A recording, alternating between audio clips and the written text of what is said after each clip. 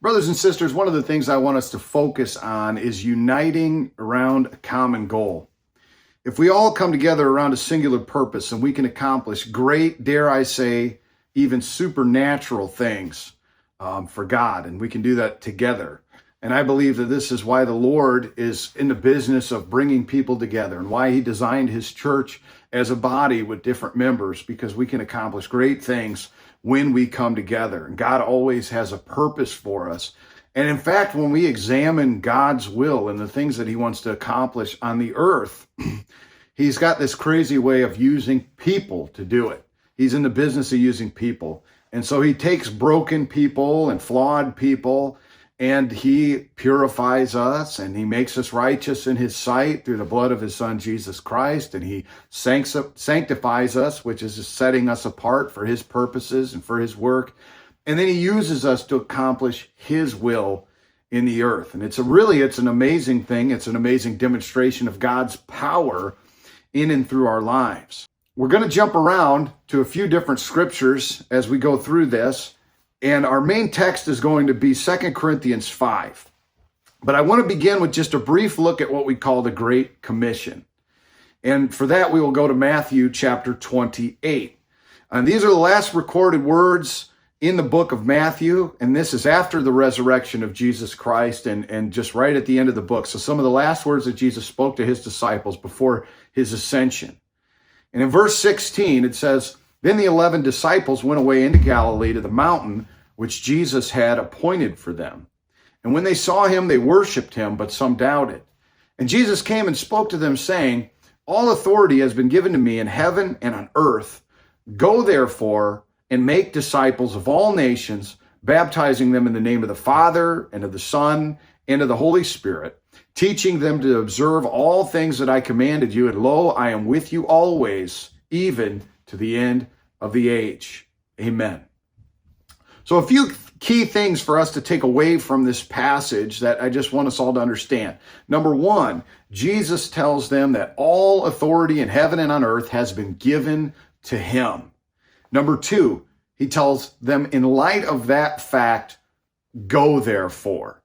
Number three, he gives specific instructions pertaining to their mission, what it is that they were to accomplish. And number four, lastly, he assures them that he will always be with them. So for us, we are a continuation of Christ's disciples, and we take up the same ministry that they were given. Jesus still has all authority.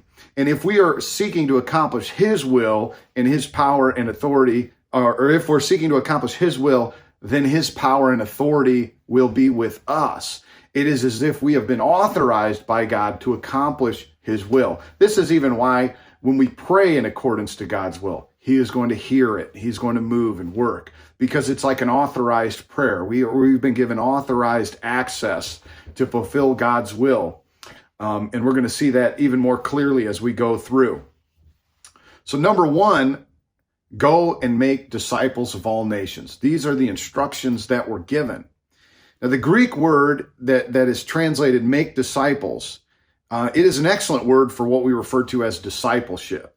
Now, perhaps a more accurate way of translating, rather than saying to make disciples, would be to go therefore and teach people how to be disciples.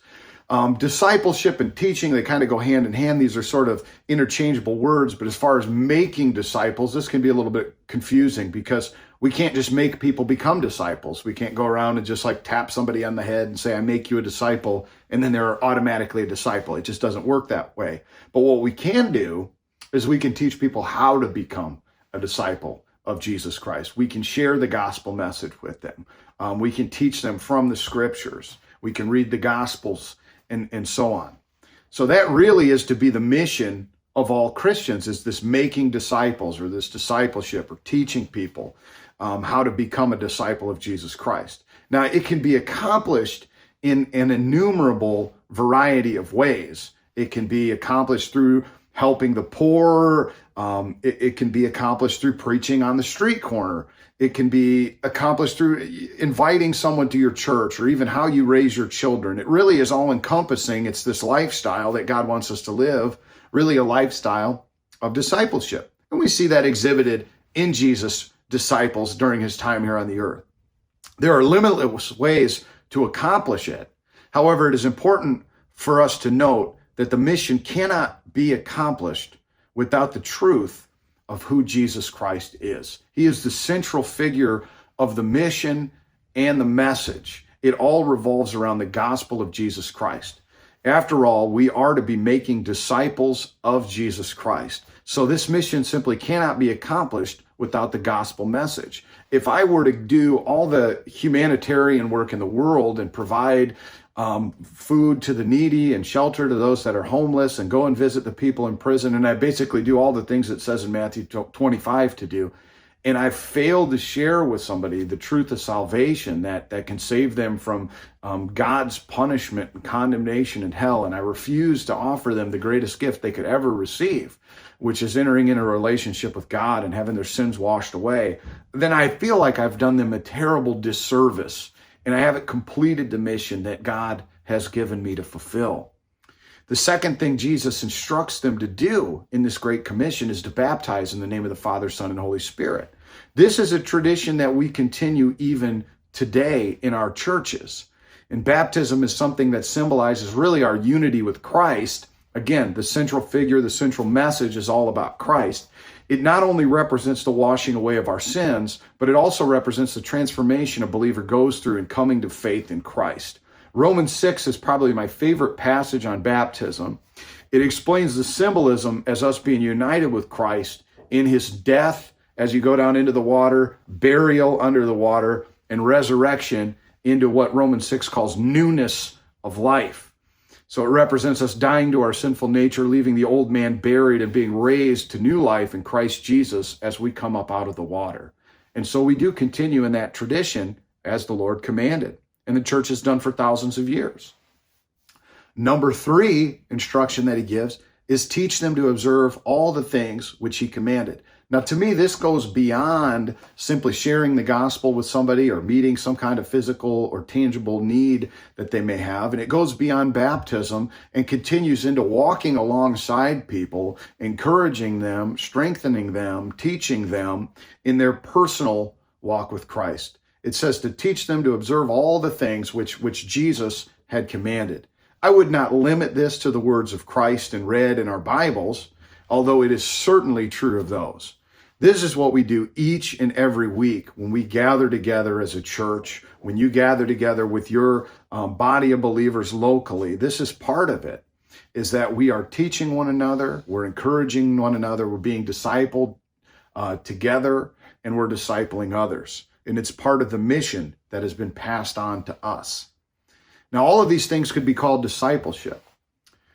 But if I were to sum it up, our mission is to teach people how to become Christ followers, baptize them in the name of the Father, Son, and Holy Spirit, and then continue to teach them and encourage them in relationship and in their walk with the Lord. That's the mission.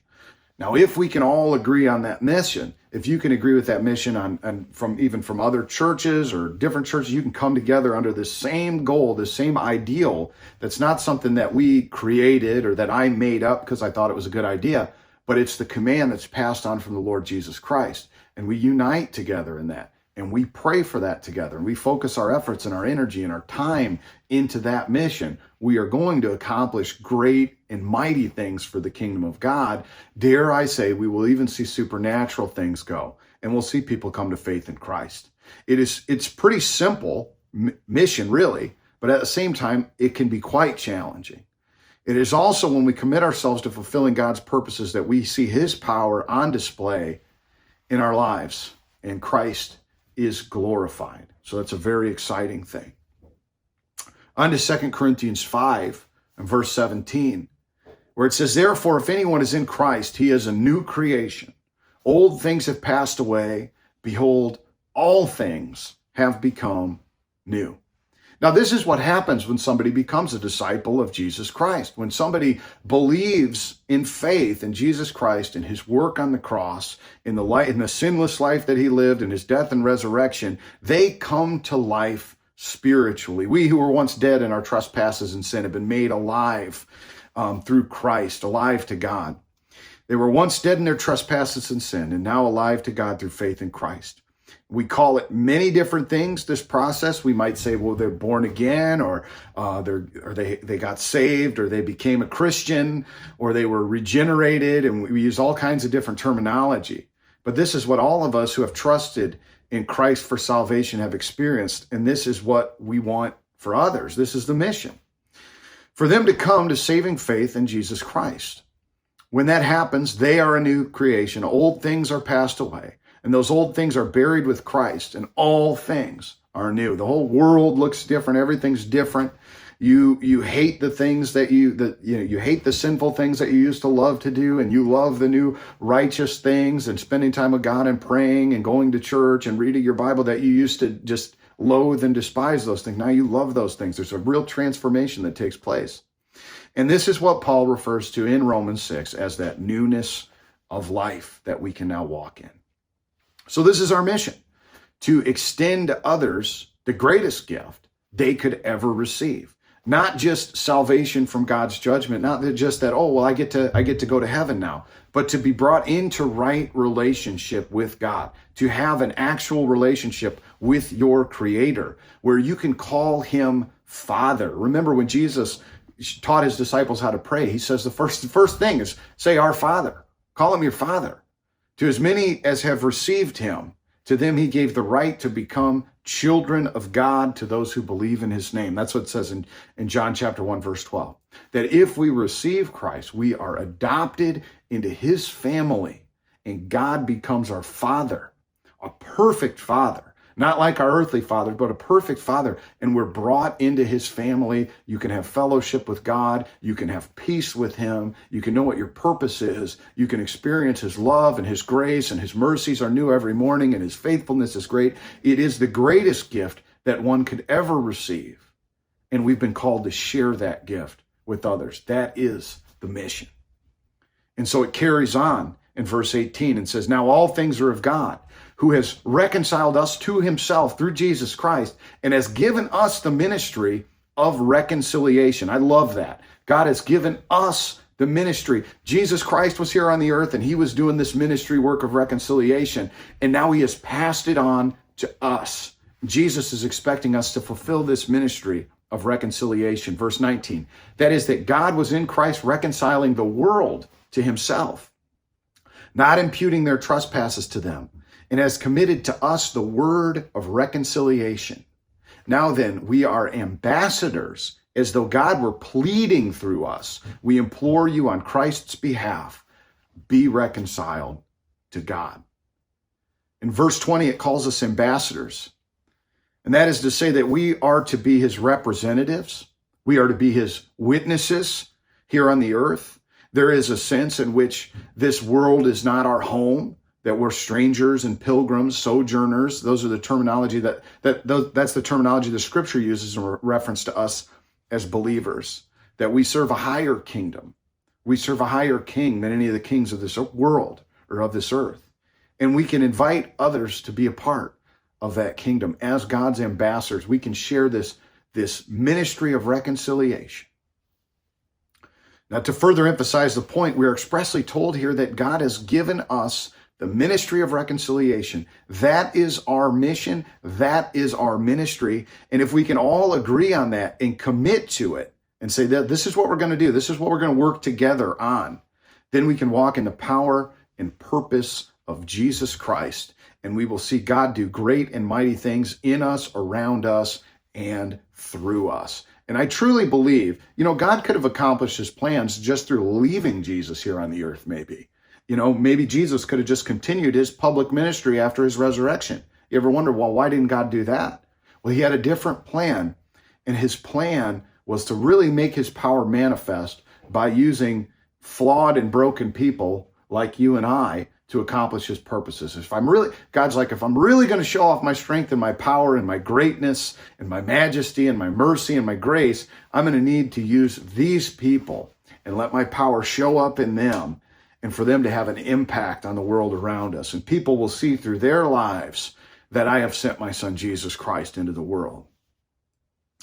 The chapter here closes in 2 Corinthians 5 with a reminder of where the power of this message and ministry is derived from.